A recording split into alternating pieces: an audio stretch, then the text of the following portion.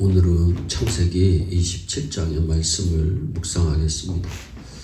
동생인 야곱은 아버지가 형 에서에게 주려고 했던 축복을 가로챕니다. 어머니 리브가의 도움으로 별미를 형보다 먼저 들고 아버지에게 축복을 받고는 아버지 앞을 떠나자 곧이어 에서가 도착합니다. 에서는 급히 아버지께 드릴 별미를 만들어 들고 갔는데 아버지가 하는 말이 내가 이미 내 큰아들에게 복을 다 빌어 주었는데 너는 누구냐 묻습니다. 에서의 기대는 분노와 통곡으로 바뀌고 맙니다. 에서는 결국 아버지에게서 복을 받지 못했습니다. 에서는 이 모든 것이 동생인 야곱 때문이라고 생각하고 야곱을 죽여서 한을 풀겠다고 각오합니다. 그의 마음속에는 이제 기쁨과 기대와 평안은 없어지고 피해의식과 미움과 증오, 살기로 가득한 생애를 살게 되었습니다. 하나님의 복을 받은 사람은 여유를 가지고 평안하고 느긋하게 세상을 살 수 있지만 복을 받지 못한 사람은 조급하고 불안하며 증오로 세상을 살게 됩니다. 이것은 오늘 세상에서도 마찬가지입니다. 하나님께 복을 받지 못한 사람은 어디에 가도 중심에 서지 못하고 사이드 인생이 되어 겉으로 빙빙 돌게 되며 세상의 모든 것을 삐뚤어지게 보고 비판이나 하고 헐뜯기나 하면서 부정적인 생을 사는 사람이 됩니다. 언제나 남의 분위기를 깨는 사람이 되고 남의 마음을 상하게 하고 자기 신상을 들볶는 사람이 되고 세상을 삐딱하게 보면서 편치 못하게 살아가는 사람이 됩니다. 하나님께 복을 받지 못하면 결국 그렇게 되는 것입니다. 하나님께 복을 받은 사람은 세상을 아주 순탄하게 살아갑니다.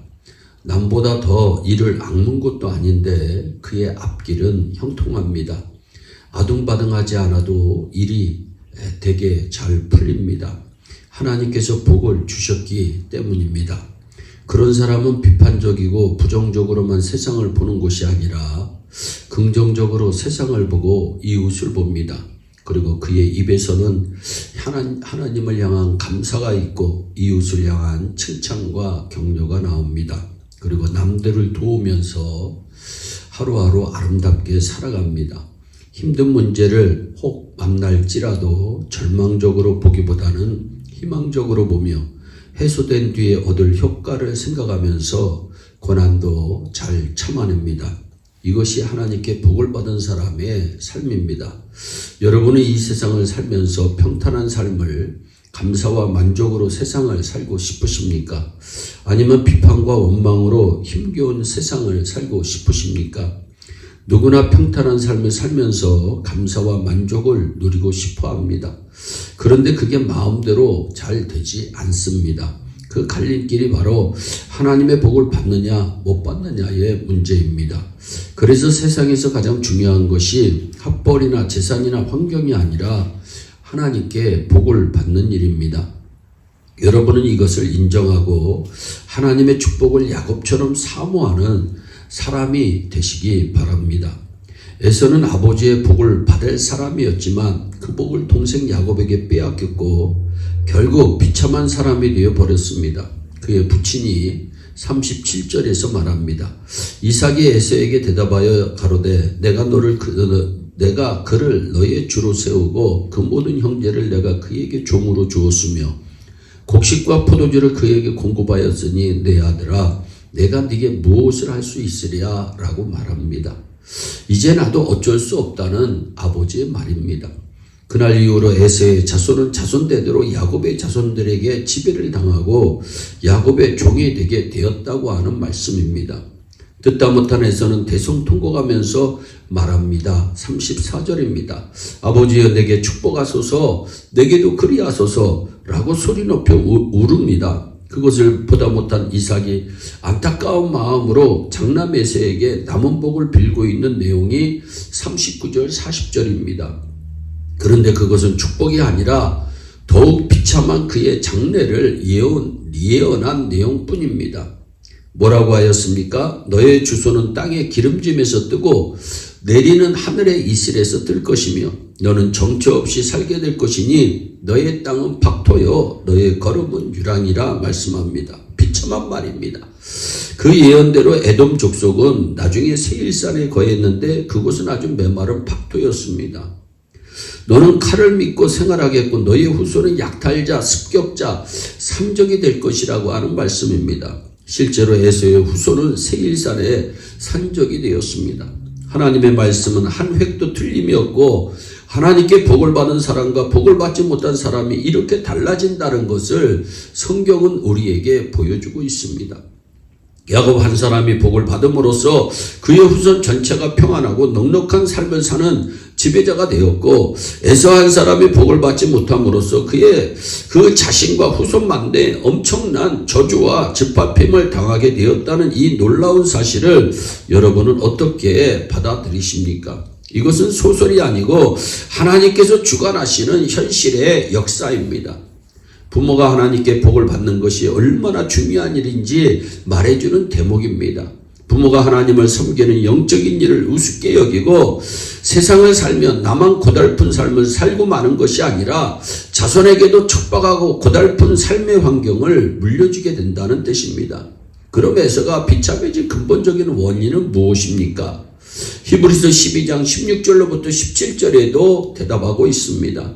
한 그릇 식물을 위하여 장자의 명분을 팔았기 때문입니다. 영적인 사람은 축복을 받으려고 길을 쓰고 매달리며 오늘 현재보다는 미래를 생각합니다. 자신의 앞날뿐 아니라 자손들의 앞날을 위해서 오늘을 기꺼이 투자하는 사람이 됩니다.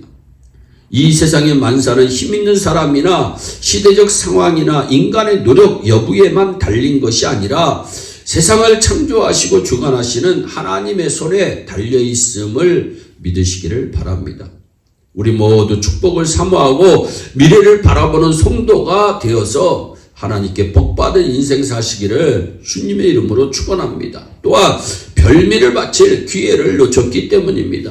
에서는 아버지의 명령대로 사냥도 했습니다. 별미도 만들었습니다. 그러나 시간이 늦은 것이 복을 받지 못한 또 하나의 이유였습니다.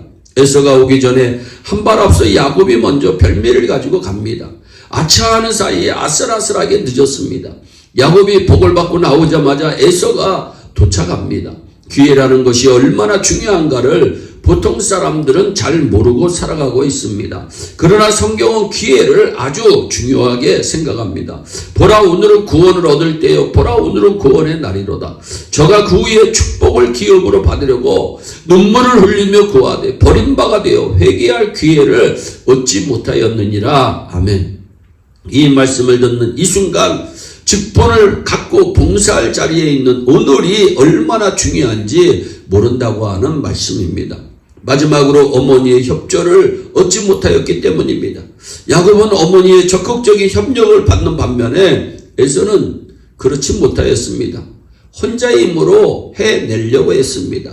야곱이 아버지의 축복을 받는데 어머니 리브가의 도움이 절대로 필요했듯이 성도는 성령님의 위로와 도우심을 받아야 합니다. 그런데 세속적인 사람은 성령의 역사를 무시합니다. 사랑하는 여러분, 성령의 도우심을 오늘도 간구하시기를 바랍니다.